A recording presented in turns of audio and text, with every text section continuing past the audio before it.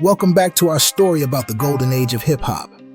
In the first part, we talked about the foundations, about how Run DMC, KRS-One, Rakim, and producers like Marley Marl and DJ Premier elevated hip-hop to the level of art and gave it a voice that changed society.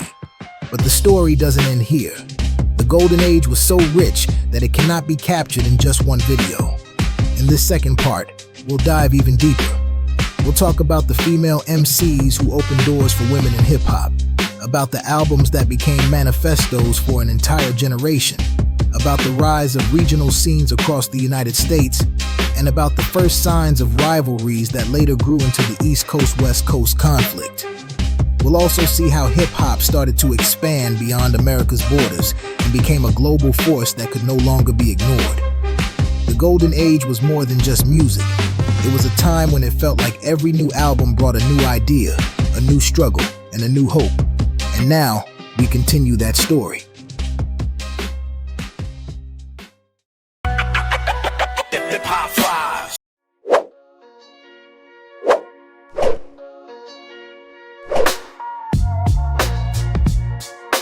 At that time, the female voice wasn't an exception. It was a force. They didn't come to ask for permission. They came to speak. A song could be a fight for equality, a love note, or a scream from the gut, all in 3 minutes. They weren't female MCs. They were MCs, full of words, full of strength, sometimes tender, but never weak.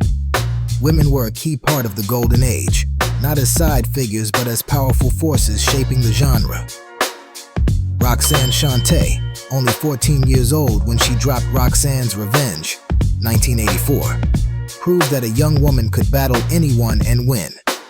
Her sharp wit and fearless delivery launched the legendary Roxanne Wars and opened the door for future generations of female MCs. MC Lyte became the first female solo rapper to release a full album with Lyte as a Rock, 1988. Her aggressive delivery and sharp lyricism, heard on tracks like Cha Cha Cha, 1989, proved women could be just as technically skilled and direct as men. She set a standard of respect that every MC had to acknowledge.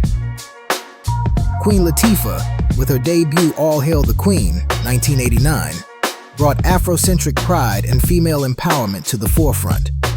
Her anthem UNITY, 1993, challenged misogyny and violence head-on, demanding respect. Beyond music, she also stepped into acting and became a cultural icon, showing the versatility of hip-hop artists. Salt-N-Pepa broke barriers as one of the first female rap groups to achieve global commercial success. With Push It, 1987, they became international stars, and with Let's Talk About Sex, 1990, they openly addressed taboos around female sexuality and independence. They combined energy, humor, and boldness, showing that women could control the narrative. These women weren't just making music, they were ambassadors of change. They challenged norms, redefined what an MC could be, and inspired generations to come.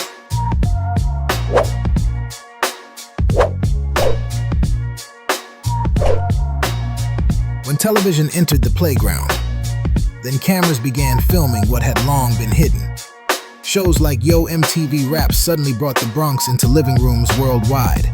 Hip-hop was no longer local, it was global. Youth in Germany, Japan, France, South Africa, all knew about hip-hop, and all began creating their own versions. A culture was born that knew no borders, only heart. The launch of Yo MTV Raps, first in Europe in 1987, and then in the US in 1988, was a turning point. Suddenly, the visual aspects of hip-hop, fashion, dance, graffiti, reached the masses. By 1989, Yo MTV Raps Europe extended that reach, giving international audiences a direct window into hip-hop culture. But it wasn't only MTV. Shows like Video Music Box with Ralph McDaniels, airing since 1983, had already been vital in promoting hip-hop before mainstream acceptance. These platforms turned regional stars into global icons, fueling the rise of international hip-hop scenes. In Japan, labels like Major Force, founded in 1988, pioneered local hip-hop, blending traditional Japanese aesthetics with New York influences. In Germany, groups like Advanced Chemistry used hip-hop to address identity and immigration, laying the foundation for political rap in Europe. In France, crews like I Am and Supreme NTM rose in the early 90s, bringing sharp lyricism and social critique, making French hip-hop one of the strongest scenes outside the US. In South Africa, hip-hop began to emerge as a voice against apartheid, carrying the same rebellious energy that fueled its birth in the Bronx. Television didn't just broadcast music, it broadcast a movement. What started on the streets of New York now echoed across the globe, proving hip-hop was never just American culture, it was world culture.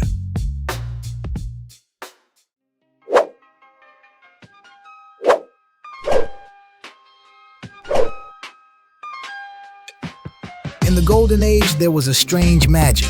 MCs could be completely different, yet all had space. There was no need for everyone to sound alike. Some were poetic, some raw, some spoke of love, others of survival, but all spoke the truth. And that's what kept the audience. Not just rhythm, but honesty. This era was defined by its incredible diversity, one of its greatest strengths. As we talked about in the first video, the foundations were laid by pioneers who elevated hip-hop with innovative beats, sharp lyrics, and a voice that reflected society. The pioneers of that era laid the foundation on which later artists would build. A Tribe Called Quest, with their jazzy, laid-back sound and introspective lyrics, The Low End Theory, 1991, appealed to listeners seeking something more refined. Their music invited reflection, turning complex social issues into approachable, soulful storytelling. On the other side, Wu-Tang Clan, with Enter the Wu-Tang, 36 Chambers, 1993, delivered a raw, dark sound with 9 unique MCs, each with a distinct flow. They created an entire universe, blending Eastern philosophy with brutal street life imagery. Their gritty style set a new standard for collaboration and collective identity in hip-hop.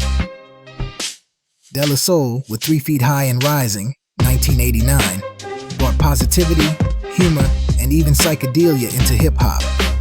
They proved that hip-hop could be playful and experimental without losing its edge. This variety proved that hip-hop was broad enough to embrace all voices, as long as they were authentic. Slick Rick was a master of narrative, weaving vivid tales like in Children's Story, 1988. His storytelling turned simple rhymes into cinematic vignettes, influencing generations of MCs. The Ghetto Boys, with We Can't Be Stopped, 1991, and Mind Playing Tricks on Me, offered a dark, introspective view of mental health and street life, deeply resonating with listeners. They pushed hip-hop to confront psychological and societal realities, showing that rap could be as deep as any other art form. The Notorious B.I.G. and Tupac Shakur, emerging toward the end of the golden age and into the rise of gangsta rap, crafted complex, raw stories of struggle, poverty, and ambition, reshaping hip-hop through authentic experience. Their music combined personal vulnerability with street wisdom, making their voices resonate far beyond their neighborhoods. These stories weren't just entertainment, they were mirrors of reality. These rising stars would also become central figures in the growing tensions between the East and West Coast scenes, a rivalry that had its first sparks in the early 90s. In that time, the music told real stories. Even if you weren't from the Bronx, you understood them. Because they spoke of pain, of dreams, of struggle, and that's universal.